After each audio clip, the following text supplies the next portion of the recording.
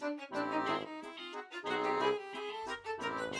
Martha and Chris Great Night Adventure. The Magic Oak Tree. In the deepest dark woods, in a land far away, stood an old ruined castle that was gloomy and grey. Inside was old armour from the days when brave knights would wear it to protect them when they were in fights with dragons and witches and creatures of old. They fought for great honour and barrels of gold. In the grounds, Chris and Martha found a twisted old oak with a hole in its trunk that was shaped like a cloak. Around it were branches all twisted and curled. It looked like the door to a magical world. When they squeezed through the gap, the tree started to wake. Then it stretched and it yawned and it started to shake. Then the tree left the ground and shot into the air, and it flew round the birds with the greatest of care. "Down there," yelled the tree, "that's where we shall land, where wizards and witches swish wands in their hands, and dragons and knights often fight in great battles, and big cannons fire, making castle doors rattle." Then Martha and Chris heard a thunderous cry as a great ball of flames flew across the blue sky. With a green thrashing tail and two long flapping wings, a dragon flew past, blowing flaming smoke rings. When the magic oak landed, Chris and Martha stepped out. They thanked the tree kindly and then looked about. Nearby was a tunnel leading deep underground. "Should we go down it?" Martha asked with a frown.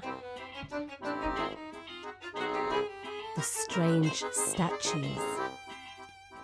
In the underground tunnel was a great tiled hall, where 100 white statues stood against every wall. There were statues of dragons with long spread-out wings, and knights on their horses and crowned queens and kings. Chris looked over at Martha with a most puzzled face. "These statues look real. This is a very strange place." In the corner was a big door lit by candlelight. It had a sign saying, "Enter only if you are a knight." The gloomy letter.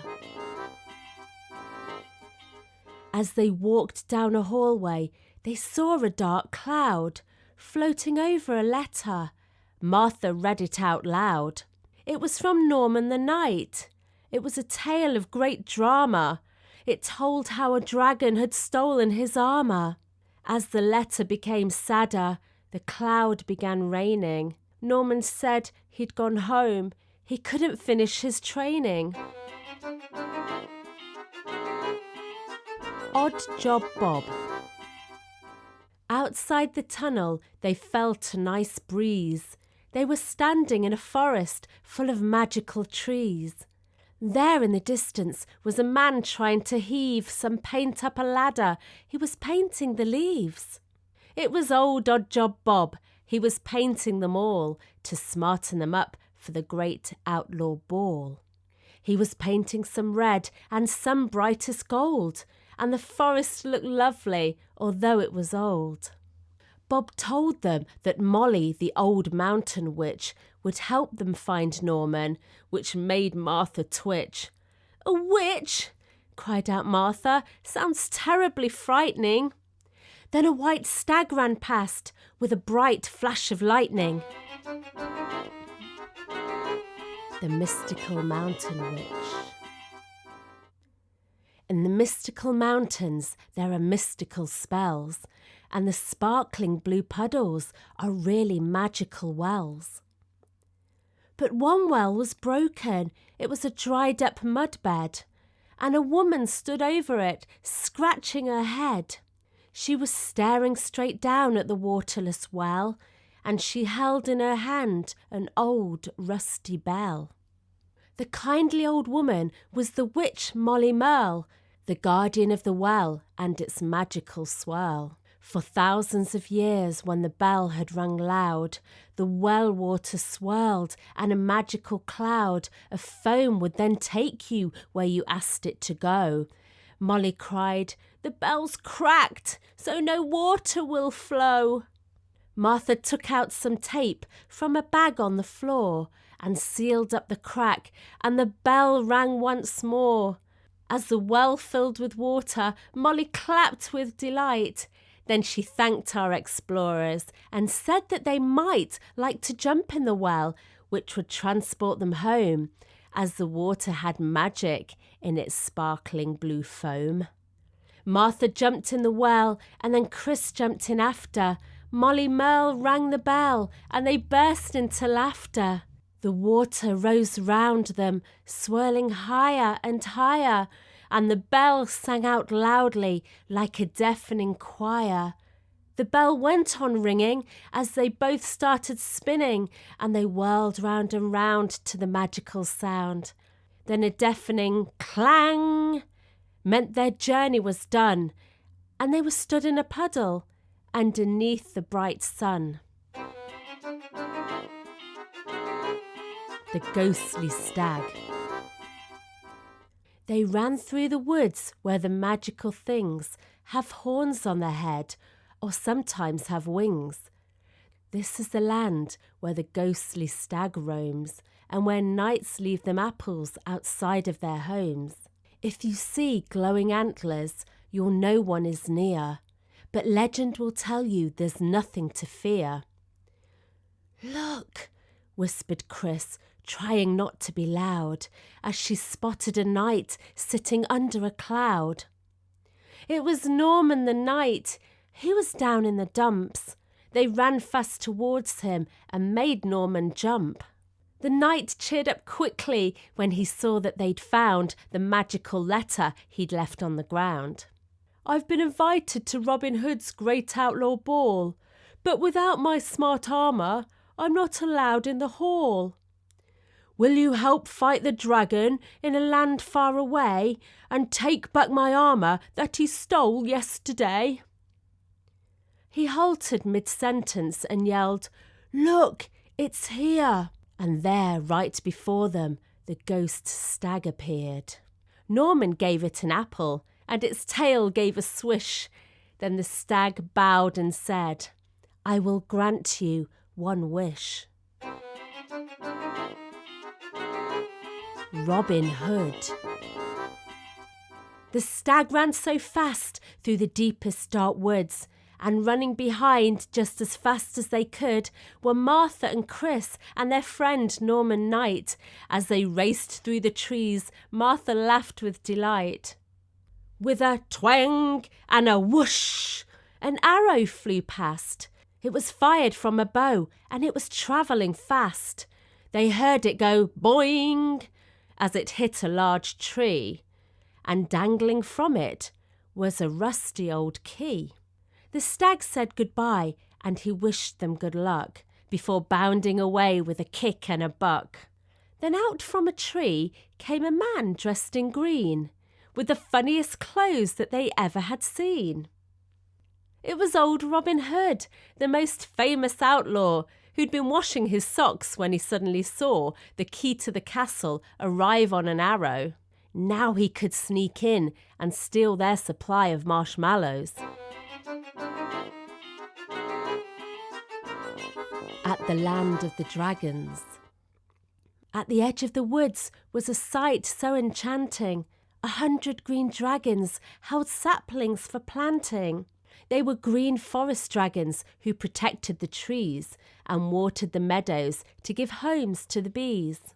Another winged dragon swooped down to the floor, carrying armour which it dropped by a giant cave door. "In there," shivered Norman, pointing down to the cave, "is where our quest takes us. I hope you're both brave, for deep in that cave lives a large scary dragon who has armour wheeled in on the back of a wagon." Chris then looked at Martha and said with a grin, "Well, we wanted adventure. Yes, Norman, we're in. We'll get back your armour. We're not scared at all. Then you will look smart for the great outlaw ball." They found the old blacksmith and borrowed some swords and helmets and shields that he was making for lords. Then they crept to the door of the old dragon's lair. They knocked on the door, and a voice growled, "Who's there?" "We've come," quivered Norman, to pick up my armour." Then they all raised their shields, and they tried to act calmer. The door swung wide open, and the dragon yelled, "Splendid!" Then he smiled very sweetly and said, "Here, it's all mended. I saw it was broken and that you were weeping, so I decided to mend it for you while you were sleeping. My name is Firecracker. I'm a professional tailor. I sew uniforms for knights and wizards and sailors. But because of the great ball, my workload is double. I'm so far behind that I might be in trouble." Firecracker looked down at the big shiny pile of armour and sighed, "I'll be here for a while." Martha and Chris and young Norman the knight decided to help him, and they worked through the night. They had finished by dawn, and the dragon was delighted. "When my customers arrive, they will be so excited." Firecracker said thank you while smoothing a tassel. "Climb onto my back. I'll drop you back at the castle." They flew on the dragon so high in the sky, and Martha and Chris waved the village goodbye. Jim and Jack, the castle guard cats. At the castle, 2 guard cats stood next to the door. One rubbed its ears and then licked its white paw. The guard cats were tall. They were ever so wise. They both had long ears and massive round eyes. Jim's fur was bright ginger and Jack's black and white. They would squabble all day and then cuddle at night. With their hard metal helmets and long shiny spears, they had guarded the castle for thousands of years. They loved to play tricks on the people who passed and always ignored any questions they were asked. Instead, they would wink at them, then disappear, and pop up behind them and claw at their ear. They sent Chris and Martha's heads all in a spin. It looked like the furry guards would never let them in.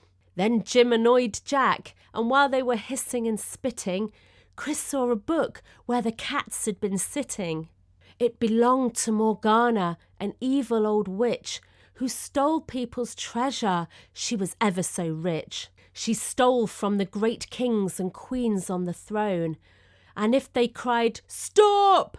she would turn them to stone. The book held the secret to breaking her spells. It said, "Play a song from the dream fairy's bells. Then the statues that stand in the hall by the tree will come back to life, and then all will be free." The Dream Bubble Fairies. There's only one way to get dream fairy bells. You must fall fast asleep by a magical well.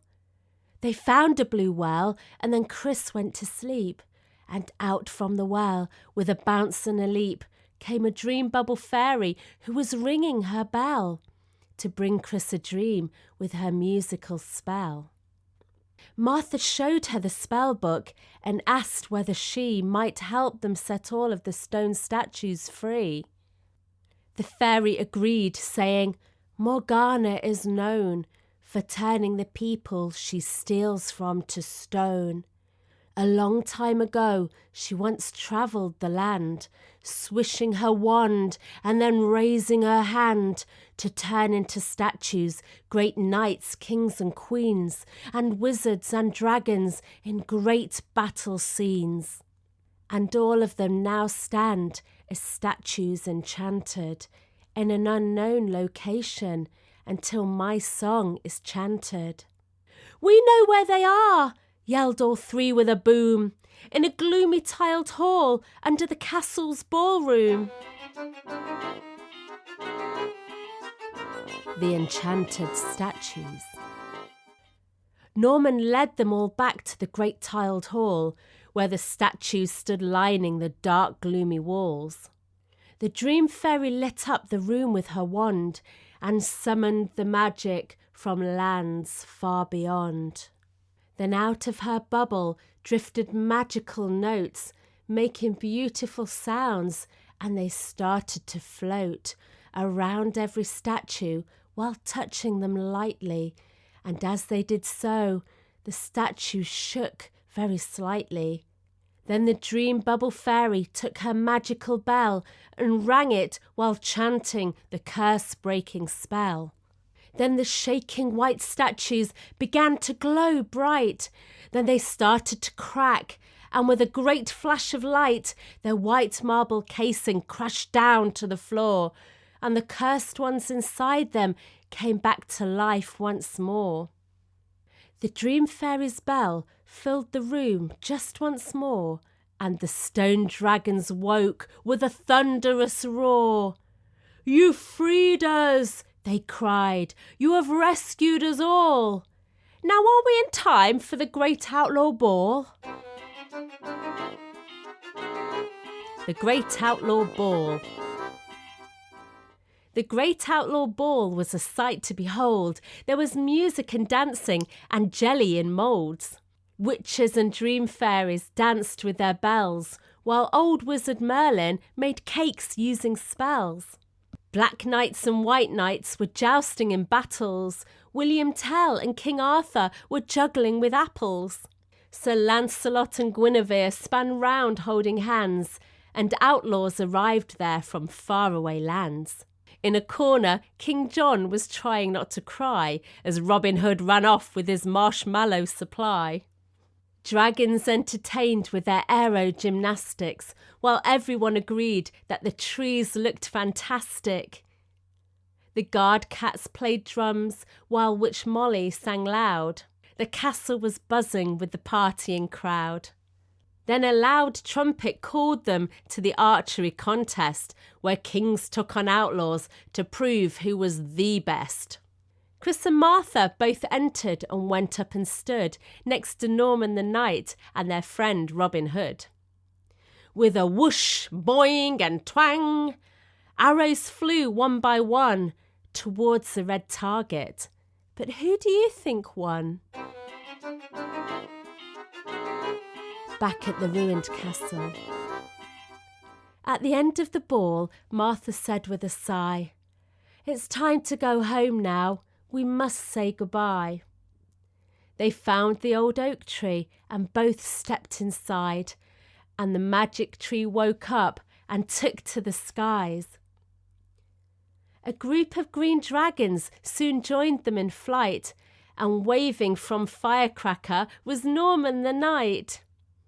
Back at the castle ruin, they stood side by side and remembered the people who had once lived inside. Then suddenly before them, the guard cats appeared. They bowed and said, "Thank you," and then disappeared. And to find out more about Magical Storybook, visit our website at www.magical-storybook.com.